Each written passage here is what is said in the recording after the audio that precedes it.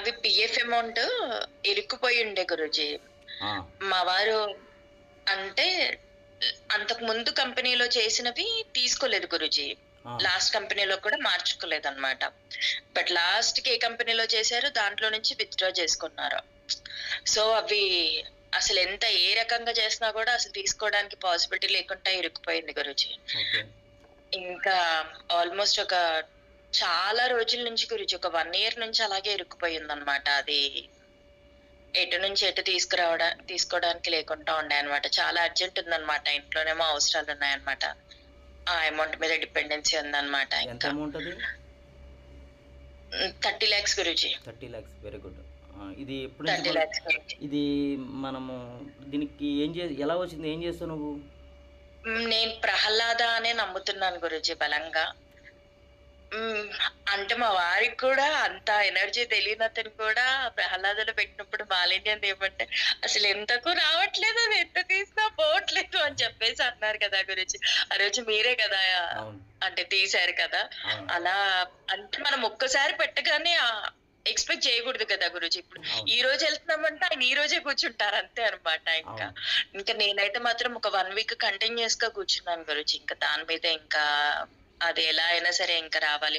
అది ఎలా అయిపోయిందంటే ఒక టైంలో ఇంకిది మళ్ళీ వెనక్కి పంపించేస్తాము పూణే ఆఫీస్‌కి అని ఎవరైనా పొలిటీషియన్స్‌ని తీసుకొస్తేనే గానీ అవ్వదు అనే స్టేజ్‌కి తీసుకొచ్చేసారు గురూజీ దాన్ని. అంటే అది అలా ఉందన్నమాట దాని పరిస్థితనేది. నేనైతే 100% మీ అనుగ్రహం అనే నమ్ముతున్నాను గురూజీ అది. చాలా చాలా చాలా చాలా చాలా థాంక్స్ గురూజీ. చాలా థాంక్స్ గురూజీ. హరే కృష్ణ గురూజీ. ప్రహ్లాదలో పెట్టగానే జరిగింది మనకి. అవును గురూజీ. ప్రహ్లాద నేర్పించింది మీరే కదా గురూజీ. అవును, పెట్టింది నువ్వే కదా, నేనేం పెట్టలేదు కదా. హరే కృష్ణ గురూజీ. పెట్టింది మీరే నువ్వే. అంటే మీ బ్లెస్సింగ్సే అనుకుంటాను గురూజీ నేనంతే. నేను అనుకుంటే నేను దాన్ని పెట్టలేను. నేను దానిలో ఉన్న మాలిన్యము తీయలేను గురూజీ. Very good. మొత్తం మీద మనకి ప్రహ్లాద సహకరించింది. చాలా బాగా గురూజీ. చాలా చాలా బాగా గురూజీ. ఉమ్, ఎంత అంటే గురూజీ, అసలు చిన్న చిన్నవైతే వెంటనే తెలిసిపోతాయి గురూజీ.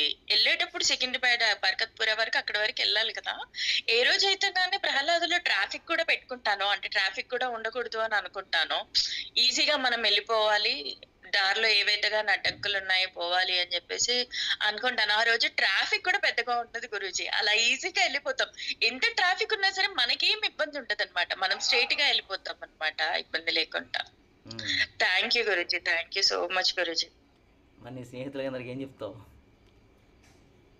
నా స్నేహితులందరికీ గురూజీ అందరిని చేసుకోమని చెప్తాను గురూజీ. అందరిని నేర్చుకోమని చెప్తాను గురూజీ.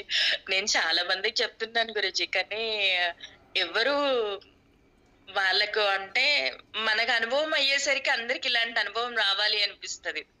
అందరూ చేసుకోవాలి, బావుండాలి అని అనిపిస్తది. వాళ్ళకా అంత అర్థం కావట్లేదో మరేంటో గాని. హరే కృష్ణ గురూజీ. థాంక్ యూ గురూజీ. రైట్ అమ్మా. హరే కృష్ణ. థాంక్ యూ గురూజీ. హరే కృష్ణ. క్లాస్ లేదని మెసేజ్ పెట్టారు. కంగ్రాచులేషన్స్ అండి రమ్య గారు.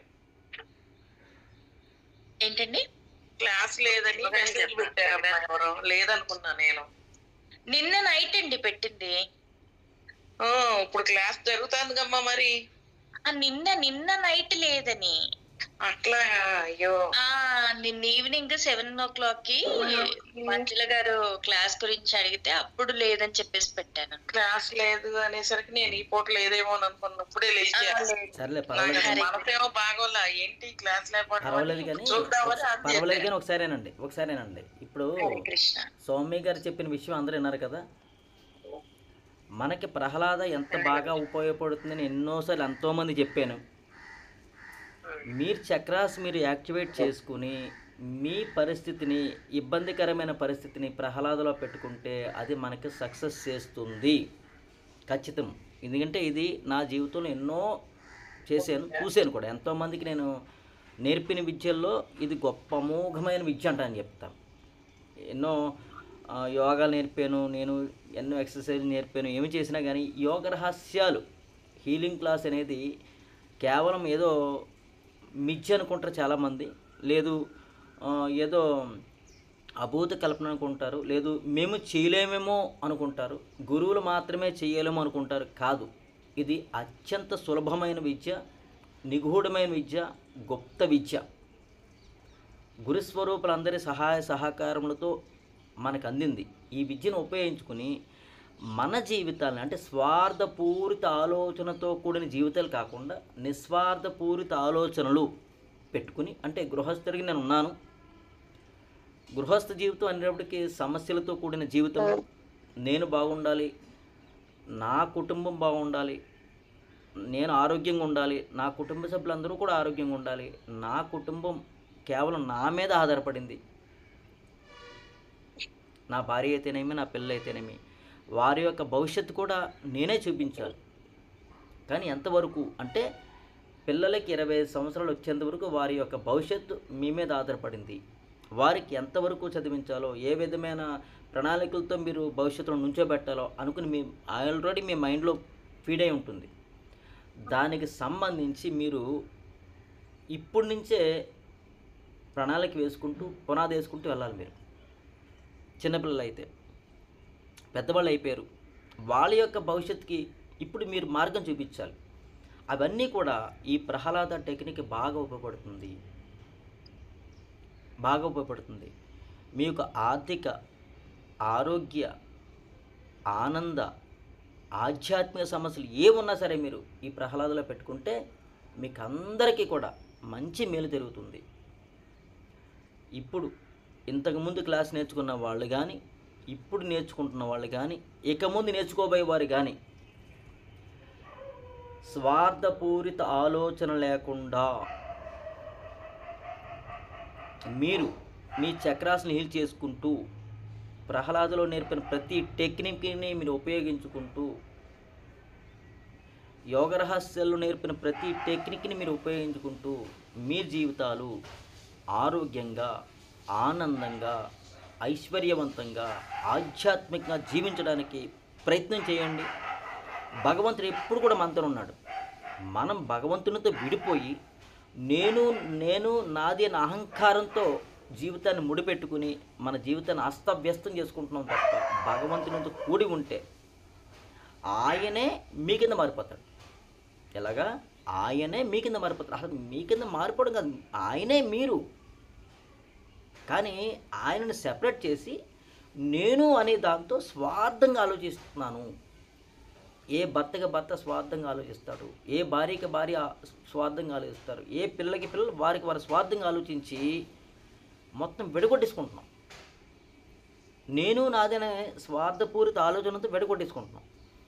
ఆ విడగొట్టుకోవడంతోనే ఎవరైతే ఆనందంగా ఉందామనుకుంటున్నారో ఆనందంగా ఉండలేకపోవడానికి గల కారణం ఏంటి? విడగొట్టుకోవడంతో, స్వార్థంతో విడగొట్టుకోవడంతో. సో ఇప్పుడు మీకు కన్క్లూజన్ చెప్పేది ఏంటంటే, కుటుంబాన్ని విడగొట్టద్దు, తల్లిదండ్రులని ప్రేమించండి, అత్తామామల్ని గౌరవించండి. వారు ఎప్పుడైతే ఆనందంగా ఉంటారో వారి బ్లెస్సింగ్స్ మీకు వస్తాయి.